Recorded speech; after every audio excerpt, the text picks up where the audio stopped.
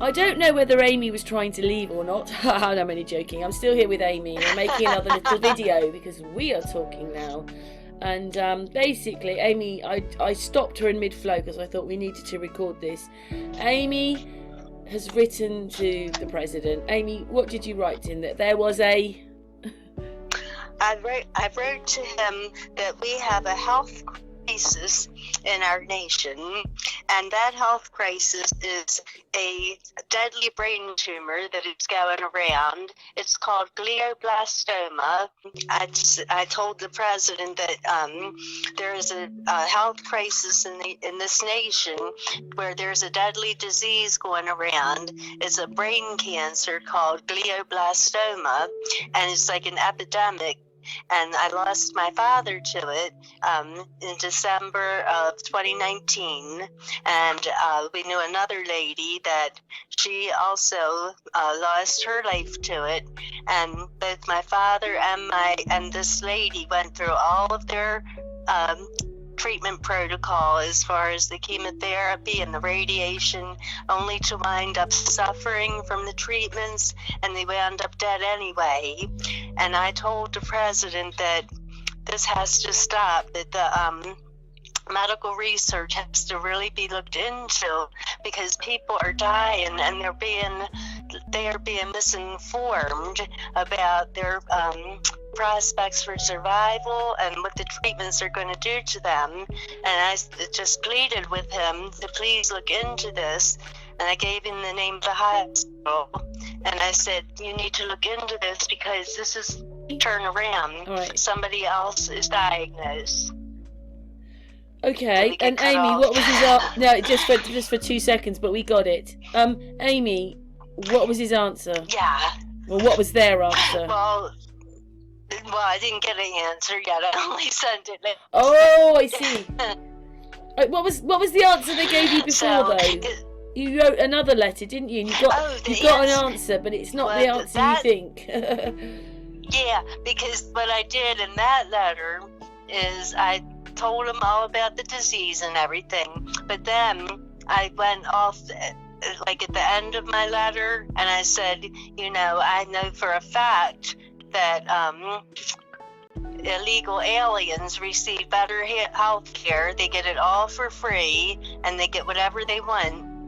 Whereas my father worked for 55 years, paid all his and I and him all kind of medical services, and how I trailed off in the letter. So, the first email that I sent him, I explained about this deadly cancer and how the treatments don't work and all that stuff. But then I ended my letter by saying that I knew for a fact that illegal aliens in our country get all the health service that they want, for the government would be treated this way when illegal aliens come in and get everything for free. And so I probably shouldn't have added that part in because that's all they focused on. So when I got my reply, it just said, well, be reassured that the wall has been built and it is being built and we will be stopping illegal immigration. And that wasn't my real point. That was just an added thing I put in. So the most recent one that I did last night, I just cut right to the point that, it's a deadly disease and that it's not right that that no other research is allowed other than chemotherapy. So they don't want to do any alternative therapies unless it involves chemotherapy and radiation. There's plenty of research that could be done much more effective. I know you've understood about the Rife machine, haven't you, as well? Because this chemotherapy and radiation is poison and it's not curing people and it's just making them even sicker, and it's got to be looked into. I feel like it's a national emergency. Really, it's a worldwide emergency, but when I was writing to the president, I put national emergency, but it really is worldwide, I believe. Well, because something has to stop with this. will you keep us abreast People about, are like, if you get a reply or not? I sure will. Yes. Anyway, we're Yes, making a and if I point. We're don't- making a point here, Amy. So, would you want to finish it with a point? Well, is that just what I saw with my father, what he went through with this cancer, and then these terrible treatments, they're not working. They're making their lives miserable. The doctors are not telling the truth. They're not giving good care. And I just think we need an entire reform of the medical system. And they've got to stop banning people from doing research that would have cures that would actually cure cancer without all these terrible side effects. And so I guess what I'm trying to do is really make people aware of the dangers of chemotherapy and radiation. And also I want to see legislation passed that, that they can do research and have research funded that don't involve just the chemotherapy and radiation, because it's nothing but poison. It kills the person as well as the cancerous cells or whatever. So I just am trying so hard to and you know what, Amy? help other It'd be people. really great if it was independently done, away from any government. Absolutely, yes. It needs to be independently done. That's right. And in the public. Right. Yes. Anyway, That's Amy, right. Amy, we will. Well, obviously, you're my friend, and I talk to you a lot. But let's just hope. So, you're saying a national emergency on health? Yes. It's a health crisis because, and they used to say that this glioblastoma brain tumor was very, very rare, but it seems like every time we turn around we find somebody that has the same thing, like, oh, my sister has that, my brother, my father, it's even like, members it's on our very channel common. Even members on our channel's family. Yes, even members in the channel, that's right, the Sun and Moon family, yes. Unscrambled. Or unscrambled.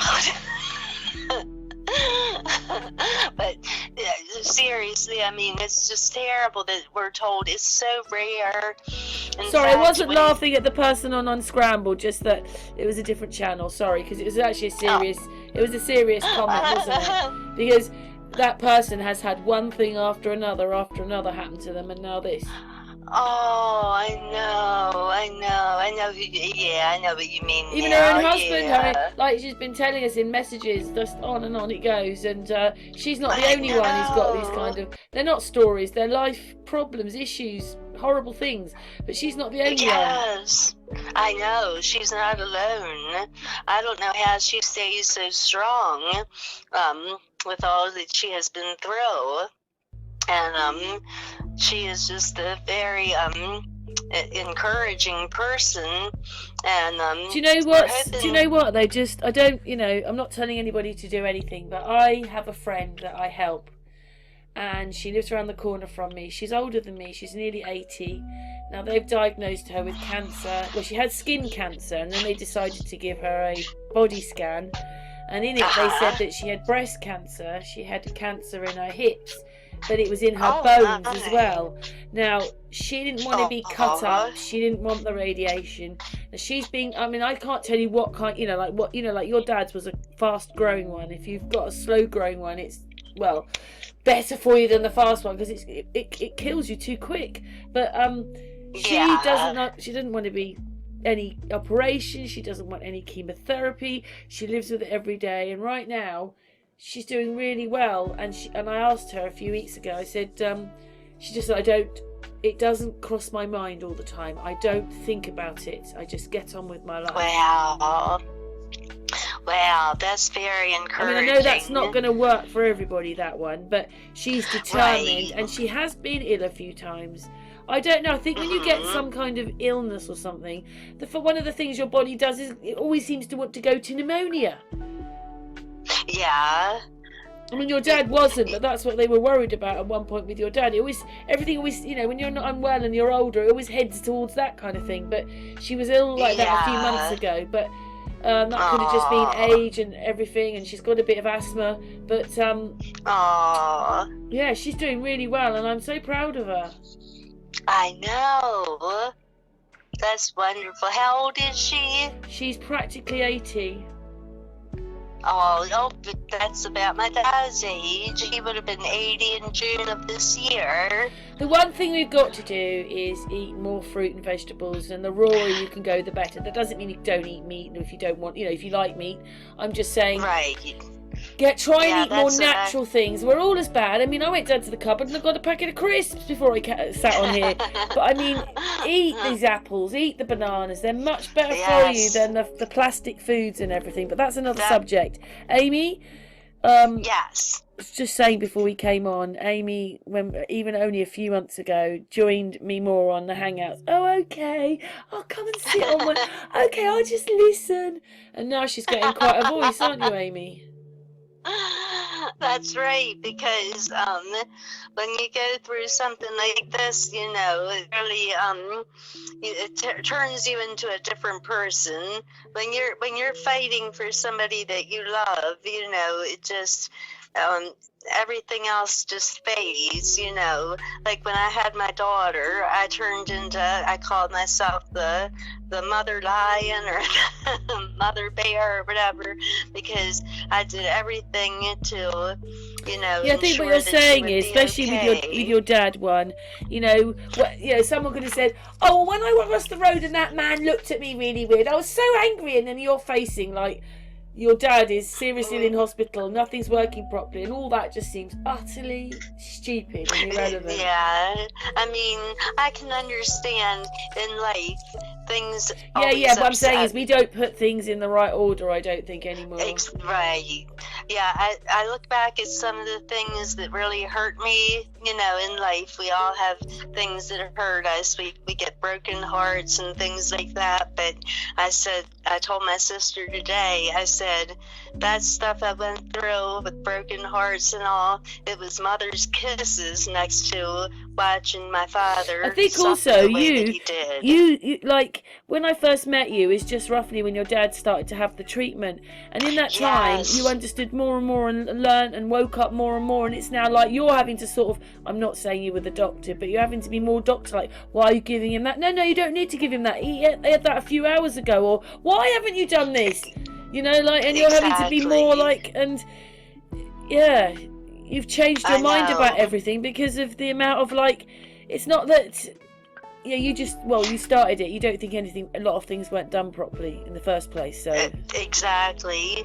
And double talk. You will receive so much double talk from the doctors. They've done? They've done it like the business. When you get there and they go, well, I'm only responsible for this, not for that, so you'll have to go and speak to them. And by the time we finished a phone call, you've gone through about 10 different places, and you're like, oh my God, I need to go to the doctors now to get, like, I need some therapy now because I'm so wound up. I know. But that's what you kind of had to go through in the hospital, wasn't it? Well, I'm not the doctor for this. And then one of the doctors told you the absolute wrong. No one apologised to you. But in a sense, the really awful thing was, even though that was all wrong, your dad only lasted a couple of more weeks and obviously died from another complication. But you know what? If the bit I find really weird is, and I can understand, say you don't want anybody suffering, do you? And exactly. So forth like that, but to keep having to turn around and tell your dad to let go is just like when he can't communicate properly with you. I know.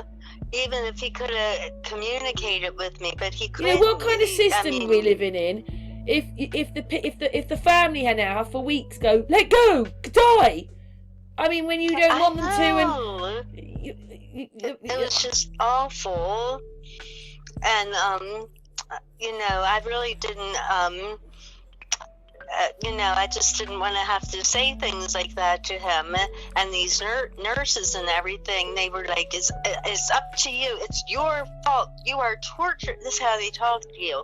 You're torturing but the thing is, though, they don't, like it's, like we know that nurses can't be a mother and auntie and, all that, they can't.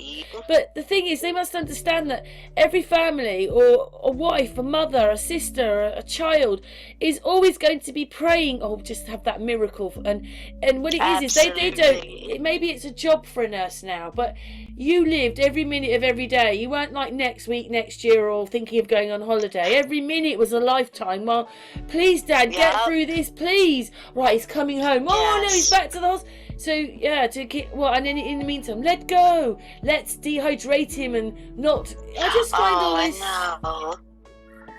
That was the worst, is that how they dehydrate them. We were getting ready. They talked us and kind of bullied us into putting him in that hospice program. And I guess that was like Christmas night. And we didn't like the way it was going. And my sister said that she wanted to take him out of it. But he died before we could do that. Because see what they did, that I blamed myself at first on Christmas morning because I tried to rouse him a little bit. Like, it wasn't your fault, Amy. Oh, thank you. I'm trying to realize that, because that part really, for a while, I was really despondent about that. But he was so slumped over and he was so out of it. And his eyes were like kind of rolling around, and I just thought, let me try to get him maybe positioned better and get some water in him and get some of his medication in him. And it seemed like when I did that, it seemed like his breathing got a little bit like labored. But they tell you all this stuff. Oh, they can't have any labored breathing. He did have like a head cold or something. It might not even been that bad, but I'm trying to figure out. So I'm like, well, maybe he needs his oxygen. They had sent a giant oxygen tank home, but they didn't show us how to use it. So I was trying to read the directions, and I couldn't figure it out. So I said, well, why don't we call? Here, it was Christmas Day, and we got this woman that came out, and she was like a volunteer. She wasn't even a real nurse or anything. So she gave him the oxygen setup, but his oxygen level was high, so that was really good, even without the oxygen. And then she started giving him that morphine, and I thought, see, that's how fast you learn something.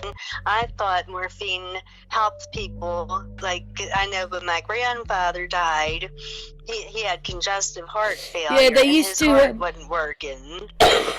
Excuse me. They put that because he was gasping. They used to give air. you everybody. Well, our generation knows what they're upping the morphine up. Oh, that is usually to kill you, but they don't do this anymore, do they? They don't overdose you on morphine.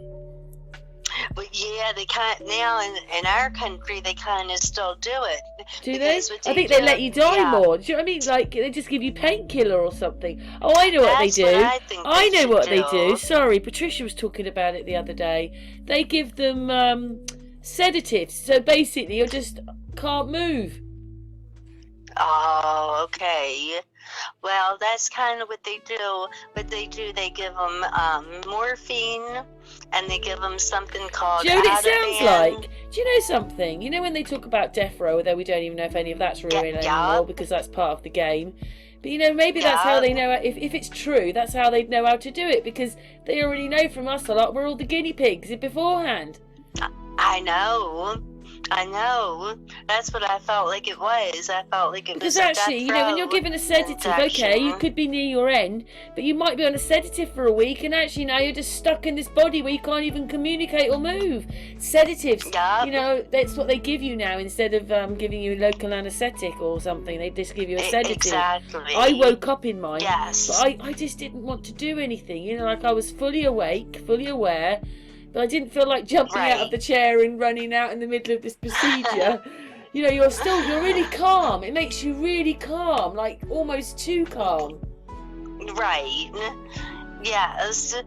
Well, Yeah, see, I thought more, because when my grandfather took the morphine, he was struggling to breathe so badly because he had that congestive heart failure, and Can I just he ask was you like, something? Because we are going on a bit now. We've been going for 22 minutes. But this whole point is, when your dad started off, even though they diagnosed him with what he did, he was a really fit man. He went running. yes, He was happy. And then after that, your whole point about the procedures is, the things is, it was just, after he had the chemotherapy, it was one thing after another, yes. infection, a problem, infection, infection. That's what it was. It was just one infection after the other. One complication after the other. It started with a very bad, uncomfortable bowel infection, and I think that affected his bladder somehow, so that he had to have a catheter all the time, and so then you're more prone to infections anyway. And then they didn't take enough samples, and so he had a urinary infection, and they didn't catch it. And so what it is people might think, he's had infections, but what they don't realise is, when they gave him the chemotherapy, he had no immune system. Right. At all. That's right. That's right. So it wasn't just a case of getting an infection. It would have been, like people, it wasn't just like getting a cold. It was like getting full-on flu every time you had an infection. But yes. Amy, this is the whole point of why you written back, yeah? Yes, that's why I wrote back, because I feel like people are being tortured. I saw it when I was at the hospital with my father. They were like an assembly line. There was a man sitting there in a nightgown, and he was actually they gave him a bucket in case he threw up, and it was just like these people were being tortured, and I feel like it's just inhumane. I feel like it needs to be shut down until they can come up with a better plan. So that's why I've recontacted the White House, and if I don't get an answer, I'll be recontacting them again. And tomorrow I'm going to call the doctor and tell him that I went the appointment, because that went wrong because my sister didn't hear the phone ring and my daughter and I were out. So now I've got to call back and try to make an appointment with the man. I'm not going to be mean to him or anything. I'm just going to explain everything that happened, because I think it's terrible that the main oncologist doesn't follow the patient through. They just kind of say, here's the treatment plan, okay, see you later, and it's like they shove you down a big hill or something and say, like, see you on the other side if you make it. That's kind of how it was. The care is absolutely, I have never seen anything like it. I can't believe. Is one of the points you're going to make to him is that if you'd explained it, not in front of my father, yes. but if you'd explained it to us properly, what he would have to go through, we probably yes. wouldn't have done it. Absolutely. Yes, that is the main point that I want to drive home. Yes. Anyway, this was the point of this little hangout now, part 2, because you were just talking about it, and I just thought, just like Amy to be able to have her say, and hopefully people will resonate with you. But you obviously all keep us, informed about what happens. But Amy, much love to you and your family. Oh, thank you, Karen. Much love to you and your family as well. Thank you so much for doing this with me. It's very, very helpful. I really appreciate it. Yeah. And I just want to help other people too. Hopefully it helps somehow. Yes. Oh, yes. Maybe some other people will be prayer. listening in that have the same vision as you, Amy, with what's wrong with this whole thing. The whole system's wrong. Yes. Anyway, we better go now. Okay. Yes. Okay. Thank you, Amy. No, thank you, Karen. I love you. Love you too, Amy. Okay.